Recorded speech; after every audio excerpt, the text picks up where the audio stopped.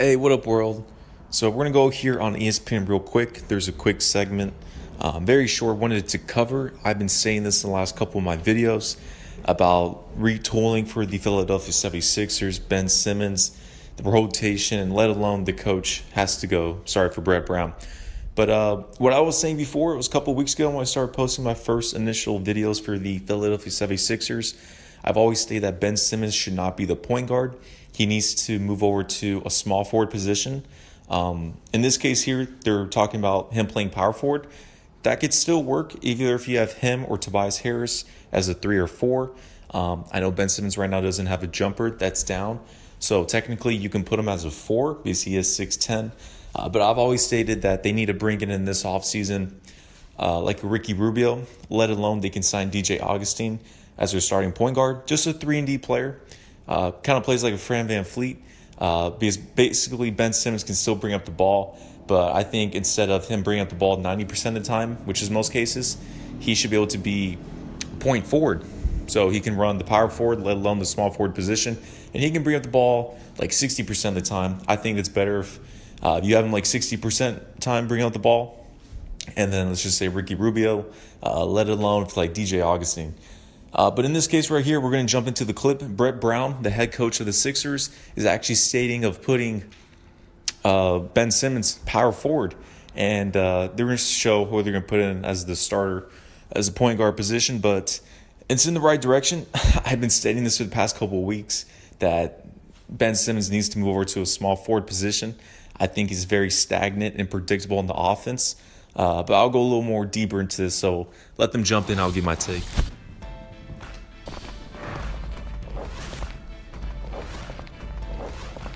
The Sixers are an excellent sleeper pick in this very unusual season.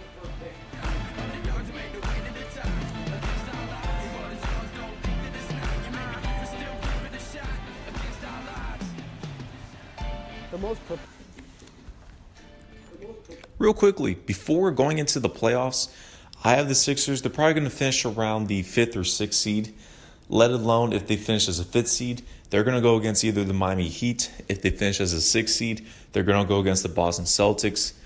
I know with quarantine going on, teams have around 5 months of rest, and we don't know if anyone's still Reggie as right now, if they worked on their game. You know, a lot of players like Jokic, James Harden, Melo have lost a lot of pounds. When it comes to the 76ers, I don't like their chemistry. I don't like their team makeup. It doesn't fit as well. So I still have them losing in the first round when it comes to it. But I think if they play against like the Celtics, it'll go 7 games. But there's no direction, let alone I don't think Philadelphia will do anything for this season. I think they're really going to have to retool for next season coming into it. Still the Philadelphia 76ers, who were nearly unstoppable at home at 29-2, and absolutely abysmal on the... Yeah, to add on upon that, so 29-2 on home. Now every team's going to be playing in quarantine, pretty much at a neutral site when they're in Orlando. And let alone in Disney World, there's not going to be any fans when it comes to it. So that's going to be a detriment to this team. The Sixers' road woes will continue with their 9th consecutive road loss. The disparity between their home and away winning percentage is the largest in 52 years. So we wonder, does a neutral site help or hurt these Sixers? We do know a healthy Ben SImmons and a rested Joel Embiid is good news. But Philly needs Al Horford, Tobias Harris, or Josh Richardson to emerge as a reliable third scorer. Tobias Harris, Al Horford, overpaid. They're still great players, but definitely not worth 4 to 5 seasons in years that they've been signed upon. So for an extension and over $100 million. Let's see, when Tobias Harris, he's around 28 years of age. For a championship team, he has to be your 3rd or 4th option. There's no reason to pay him that much if you're Elton Brand. He did that, let alone same thing with Al Horford. We've seen with the Al Horford, Joel Embiid experience not working, and you need to put Al Horford off the bench. He needs to be your 6th man as a starting or as a backup center. So I think if they're looking for this season, you got to keep Ben SImmons at the 1 because they don't have any other guards that can play make. Alongside. For next season, I'm thinking of a starting lineup of Ricky Rubio, You can have like a Wesley Matthews, for example, as your 2. Maybe even go for a Buddy Hield. At your 3 slot, you have Ben Simmons.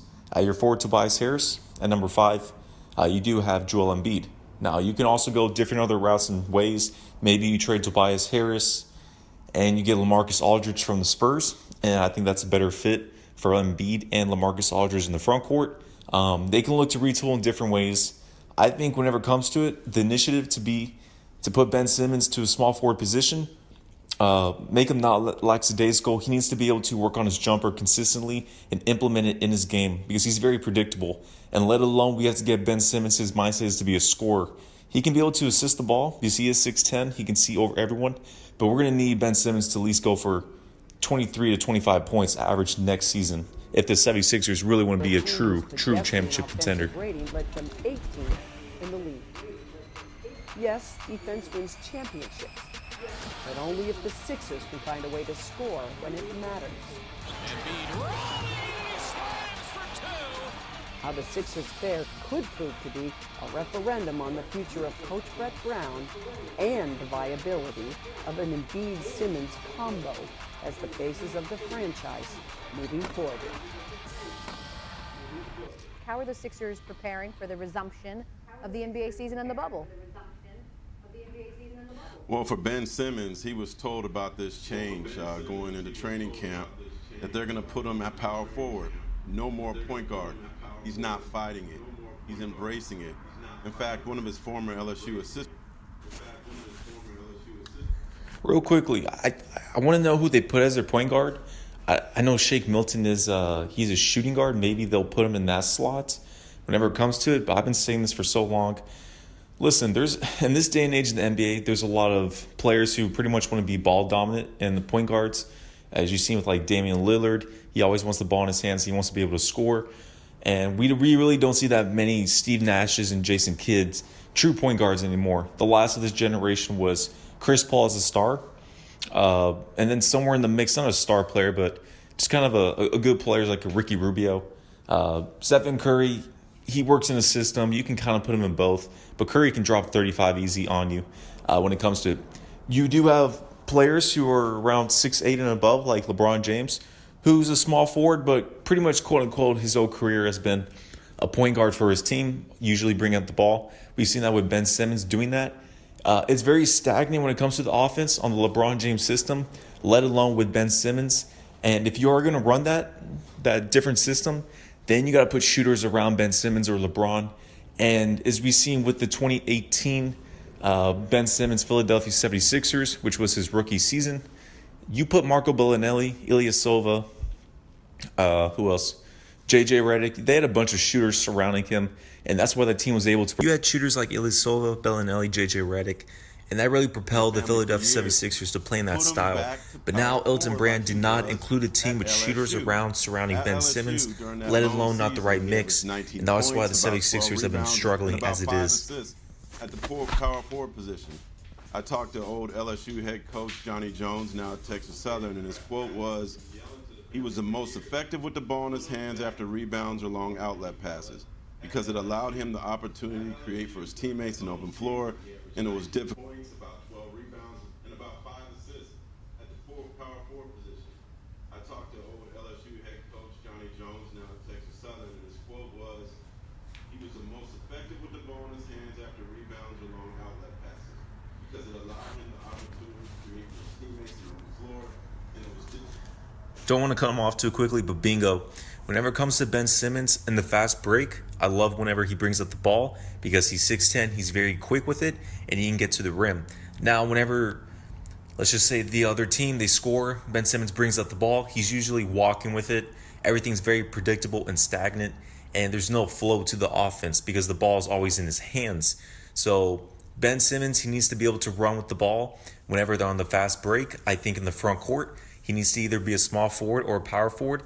Again, have like a DJ Augustine, Ricky Rubio as your point guard, initiating the offense the right way with the coach. And I don't believe it'll be Brett Brown when it comes to it. No. Similar with Mike Budenholzer and the Milwaukee Bucks, we've seen with Giannis Antetokounmpo.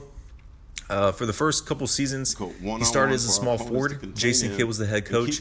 Talked about putting Giannis as a point guard. Same thing I was talking about before, guys. LeBron and Ben Simmons doing that same thing. But Mike Budenholzer came in. He put him at the power forward position, brought in shooters, and as we've seen, the Milwaukee Bucks are successful. Same thing with Giannis. Very, very dangerous for the rest of the league. And Ben Simmons seems to think that the cure for his shooting ills is Orlando. He's already called it. He's going to be shooting threes. We shall see. Speaking of Ben Simmons, Mark, what are you hearing about what he's going to do to further the social justice platform as play resumes? Johnny Jones, go Tigers. He thinks that Ben Simmons at the 4th spot could be very, very dangerous for the rest of the league. Ben Simmons seems to think that the cure for his shooting ills is Orlando. He's already called it. He's going to be shooting threes. We shall see. Speaking of Ben Simmons, Mark, what are you hearing about what he's going to do to further the social justice platform as play resumes? Yeah, I'm going to end at that, but I just came across this video, wanted to state it off because I've been talking about this Cats for the longest time here. Ben Simmons, they got to move him to the 3 or 4 slot, make him a point forward, really look to bring in like a DJ Augustine or Ricky Rubio, and then just bring some shooters. Like in 2018, Elton Brand's pretty much went away from that direction and their core identity. I think the Sixers are kind of hobble-jobbled. There doesn't look like there's a lot of good morale in the team. You have weird mixes and personalities whenever it comes to it. But I think they'll bounce back. I'm glad that they're making this move. Let's see what happens here in Orlando and how the 76ers are now going to play differently.